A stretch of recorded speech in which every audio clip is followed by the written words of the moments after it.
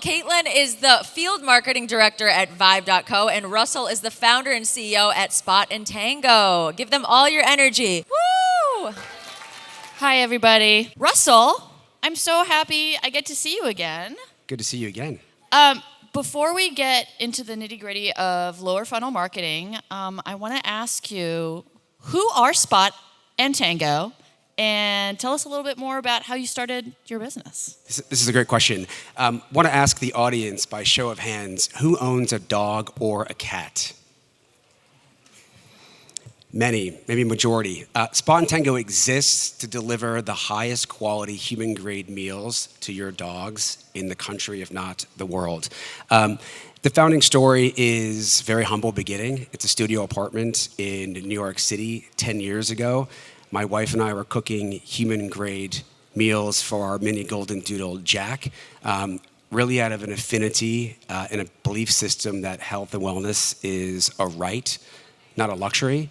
It was a side hustle. I'm a finance guy by training and consulting, as is my wife. And so it was this kind of bootstrapped dream of starting a company. And very soon thereafter, our neighbors asked for some, and their neighbors, and folks in New York City. And this idea took shape.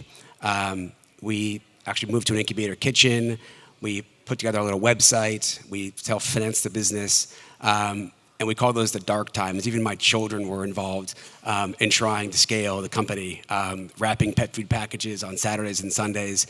It got to a point where my wife said, "This is crazy. Either you do this full time, I do it full time, or no one does it."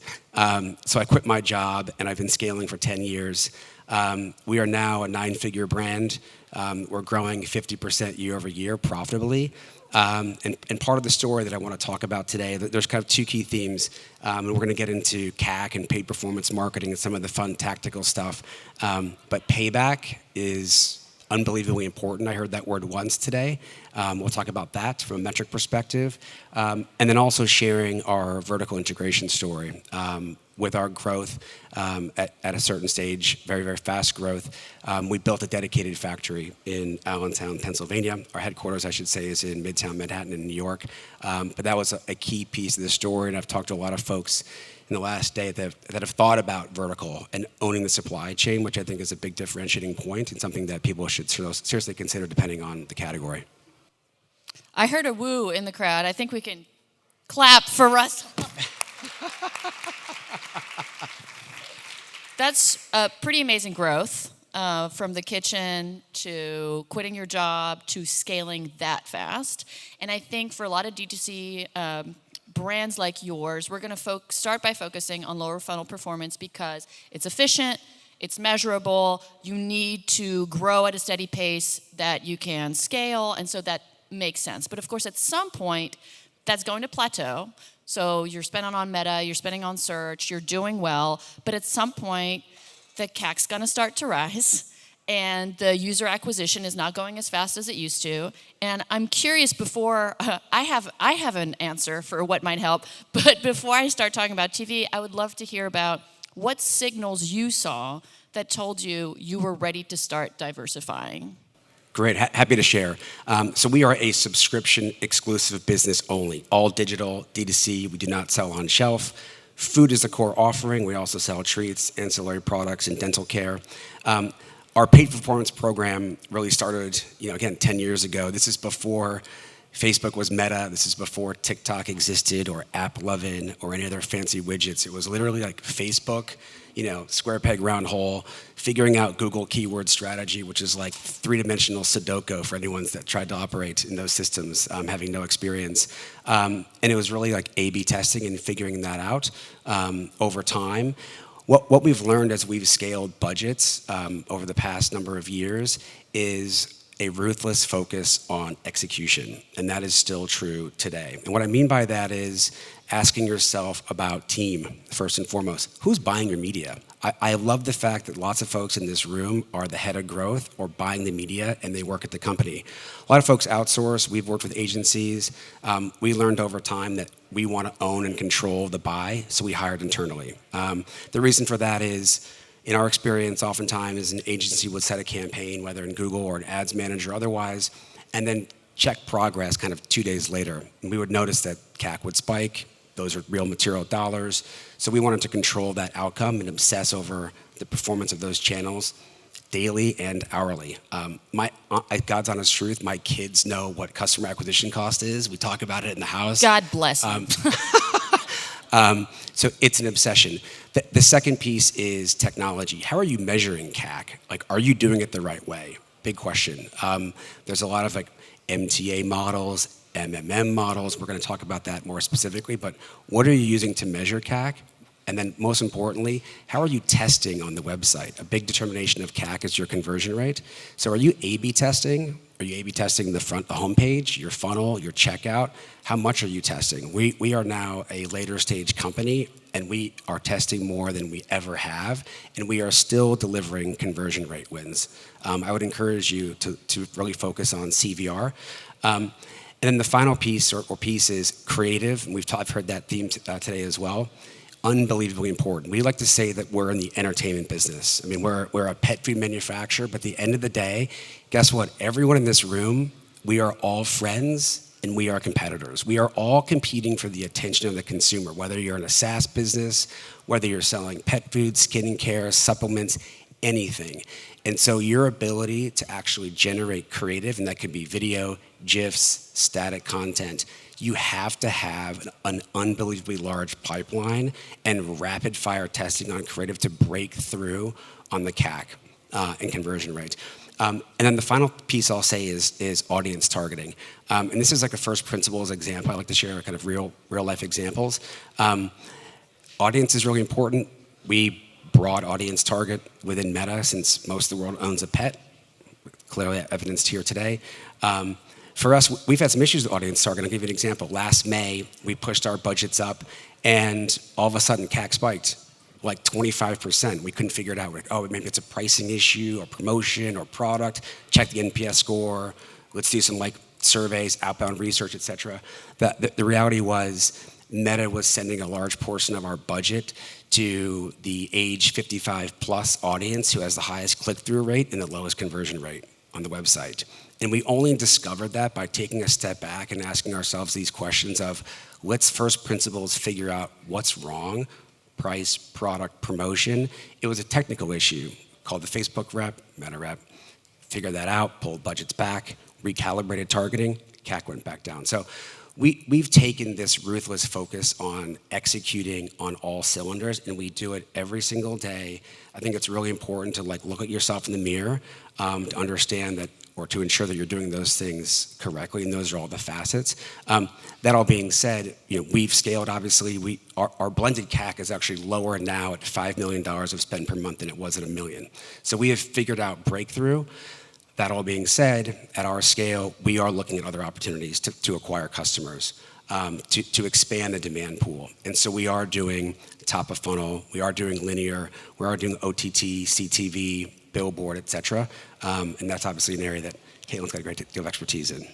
That's the world I live in, yeah. But first, I just want to hear, who here has had to deal with Meta volatility in the last year? I know, it's so terrible. And we're not in any way suggesting you stop dealing with Meta, but we are saying diversification is what's going to keep you sane in those moments where the targeting is off, the CAC's going up. Creative testing and measurement discipline are things that we at Vibe have really focused on. So just in 2 seconds, I just want to introduce you to our platform. We're a self-serve streaming TV advertising platform. We work with over 550 apps and channels. That's everyone from Disney Plus, HBO, Hulu, to your local news station, Fox 13 Memphis. And we're working programmatically to enhance your bottom funnel results by working upstream. So we're going to really expand that pool. How do we know that we're doing this? This past year, we've launched over 40 measurement integrations, and it's been so fun. I never thought I would say that, but Russell and I were both just exclaiming yesterday about how cool it is to know in your gut that the channel is working, but then finally be able to measure that. So with measurement partners like Northbeam, or Triple Whale or House, we're able to see that incremental ROAS is going up with streaming TV better than with any other channel. Marketing efficiency ratios are going up. And that we're able to see within one dashboard, finally, wow, my search, my meta, and my CTV are all serving different purposes. And what main purpose is TV serving? Net new customer acquisition. Because if you keep recycling the demand, it's going to give you great ROAS for a while, and then eventually your CAC's going to start going up. So you're going to ask me, well, how can I tell if TV is working? It's not a clickable environment. Sure, but it still has, the sight, sound, and motion of TV, seeing your ad next to White Lotus is still something really, really exciting for people. They're not going to call you and say, I saw your ad on Google, oh my gosh, but they are going to say, I saw your ad on TV. I trust your brand now. And then on top of that, you're going to be able to see that incremental ROAS really is there. So that's what we've been talking about, is really melding everything together so that it's not branding and performance, it's performance branding. And that's the only way to make sure that your CAC stays down, but your spend scales. So I'll end with this, which is my favorite saying in life and at work, which is rising tides raise all ships. If you add CTV to your channel mix, your social is going to do better, your search is going to do better, and your overall reach is going to do better. So that's what Russell and I have been discussing, and I'd love to discuss it with you guys as well. Cool. I have a follow-up question. I got kind of on my high horse, but then I was going to ask you a question. So yeah, how do you like to create demand that actually shows up later in performance? So you were talking about the lower funnel. How have you historically thought of upper funnel, and how are you maybe evolving in that respect? Yeah, goal of upper funnel obviously is build credibility and awareness, help lower funnel channels. We think about like television in like 3 core pillars. One is linear TV, low CPMs, $3, $5. It's inexpensive, harder to measure, but builds awareness. That's good. Streaming, OTT, CTV, more expensive, $15, $20 a CPM. That's like better, but it's less than what Meta is at 40, less than TikTok at 25. Better measurement, for sure, as you've discussed.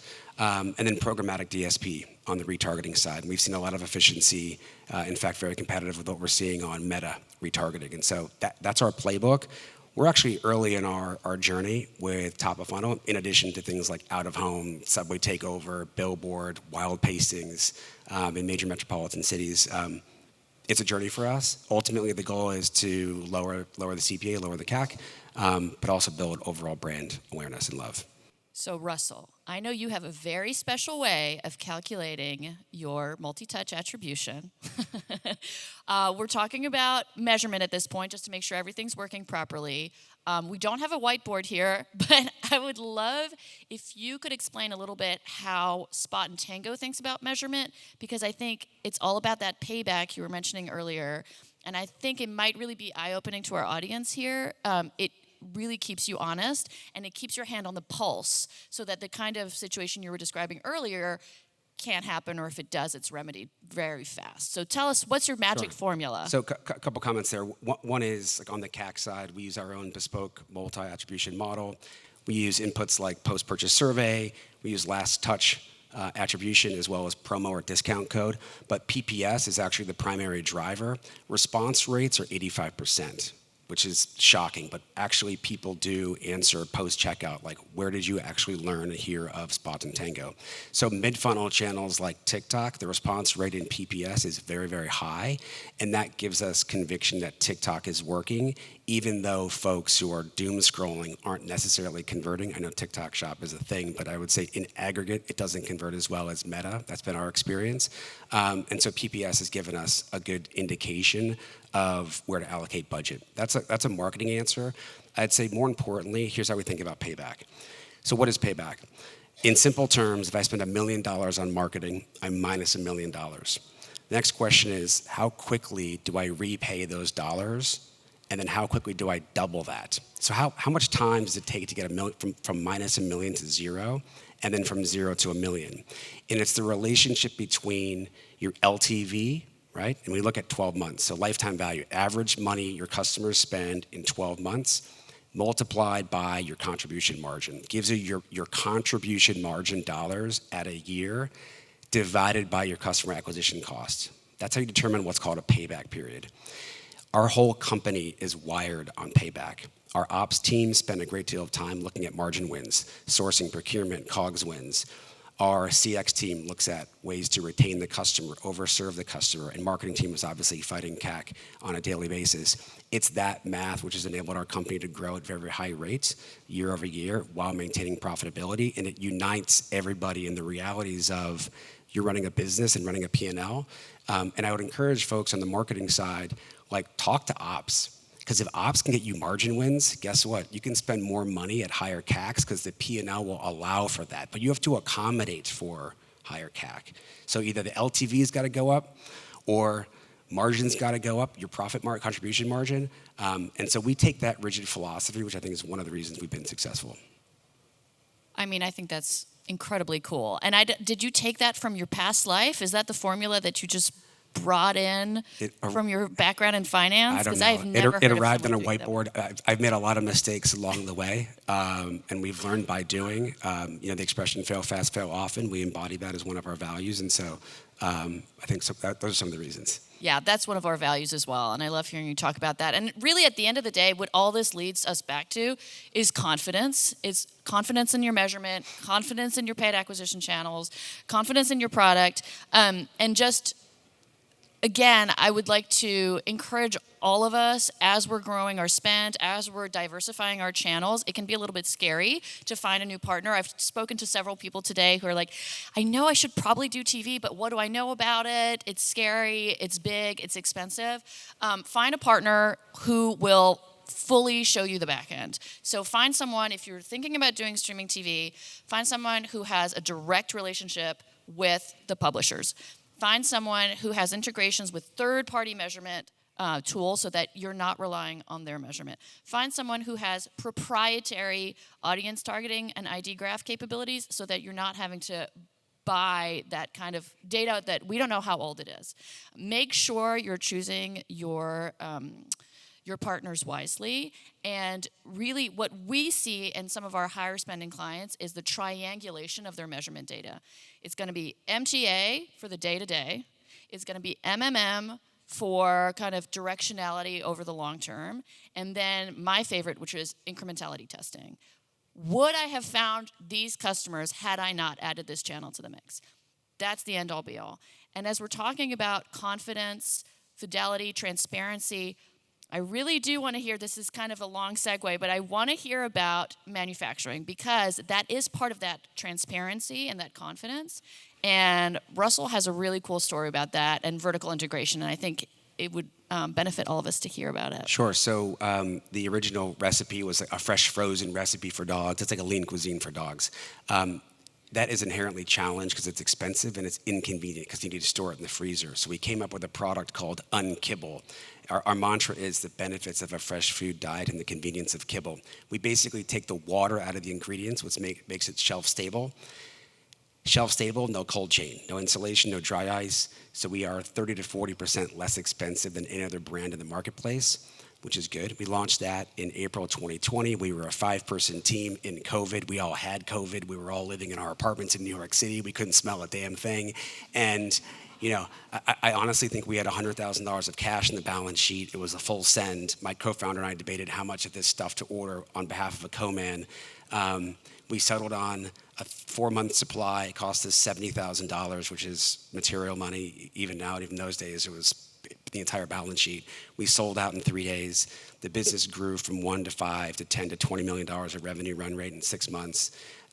We then ordered a $500,000 purchase order. We didn't have $500,000, but we were going to figure it out. And that started a journey of figuring out supply chain. At our peak, we were outsourcing production to 6 co-manufacturers across the country. We had 18-wheeler trucks going from California to Texas to Ohio, East Coast, West Coast. It was a mess and very difficult to manage growth at that pace, let alone hiring customer service. We used to get 5 tickets a day, then we got 500 tickets a day within weeks. So a lot of operational and like human resources constraints. We then made a decision to insource. And what does that mean? We actually built a factory in Allentown, Pennsylvania, and we weaned off of 5 of our co-mans. So we verticalized the entire company, and that transformed everything. We added 30 points of contribution margin to the bottom line, to the P&L. We control consistency, we control supply. One of the first purchase decisions and consideration any pet parent makes is the ingredients. If you look at the labels in the back of a pet food bag or you read on a website, that's the most important consideration.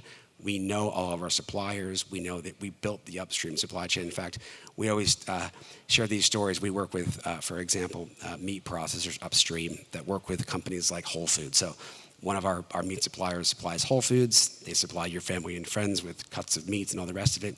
I remember calling them, this is now years ago, and I said, our ingredients are beef and brown rice and fresh vegetables and fruit. And they're like, amazing, well, we can do all of that. And who's your customer? And I said, well, dogs. And honestly, it was like an absolute silence on the phone. Like dog was a 4-letter word.